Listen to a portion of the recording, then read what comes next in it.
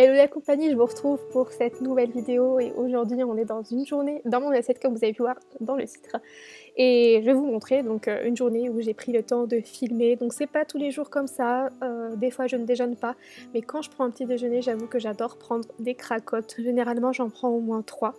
J'adore les cracottes. Depuis mon enfance, j'adore ça. Et j'adore avec du beurre salé. Donc je prends mon petit beurre salé. Je m'en tartine bien comme vous pouvez voir. Et pour la confiture, généralement, je prends soit confiture de fraises, soit confiture de myrtille. Et je garde toujours une tartine avec que du beurre parce que c'est quand même tellement bon le beurre salé. Et le matin, par contre, quasiment tous les matins, ce que je prends vraiment, c'est un cappuccino. Et là, c'est un cappuccino noisette. J'adore tourner entre cappuccino noisette ou cappuccino chocolat, c'est trop bon. Voilà à quoi ressemble un petit déjeuner quand je prends le temps de prendre un petit déjeuner. Après il m'arrive également parfois de prendre juste une banane quand j'ai quelque chose à faire et de la manger par exemple dans la voiture.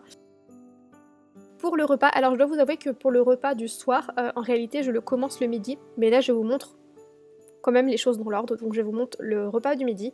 Et donc ce midi c'est du poisson. Pour tout vous avouer, je sais même plus exactement ce que c'est, du colin ou du cabillaud, j'y connais rien, je mange pas souvent du poisson à vrai dire, mais Nicolas adore ça, donc ça me pousse à en faire un petit peu, et avec une petite sauce, c'est vrai que j'apprécie ça davantage. Donc j'avais des restes de riz, et donc je vais faire mon poisson avec justement ces restes de riz. Et j'aime bien faire aussi des haricots que j'utilise également le soir.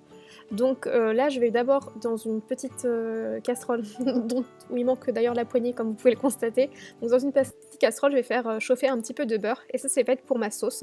En même temps je fais chauffer mes haricots, donc j'en mets une bonne quantité comme je vous ai dit puisque je vais également en remanger le soir. J'aime bien tout ce qui est accompagnement, riz, haricots, pâtes, en faire d'assez bonnes quantités ou même des patates d'ailleurs pour en avoir à manger les jours suivants.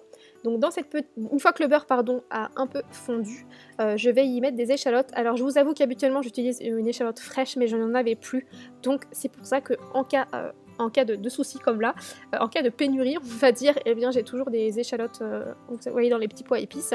Donc je fais revenir un petit peu les échalotes et ensuite je vais y mettre un fond de crème et donc ça va tout simplement être la sauce qu'il y aura sur mon poisson. Voilà, j'adore faire cette sauce, super simple et c'est délicieux. Donc une fois que j'ai fait réchauffer au micro-ondes mon riz et que mes haricots sont cuits, mon poisson également, eh bien je verse ma petite sauce pleine de beurre. Pourtant j'en mets pas tant que ça non plus, mais j'avoue que ça fait quand même la différence, une bonne sauce dans le plat, c'est délicieux.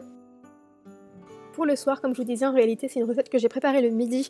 J'aime bien le faire avant puisque habituellement, mais il y a eu un petit souci pendant que j'ai fait cette vidéo, habituellement c'est une recette que j'aime bien mettre au four à température plutôt basse et la faire cuire pendant longtemps. Je vais faire 2 cuisses de poulet et j'aime bien faire une petite marinade on va dire dessus, enfin non c'est pas une marinade mais les badigeonnés.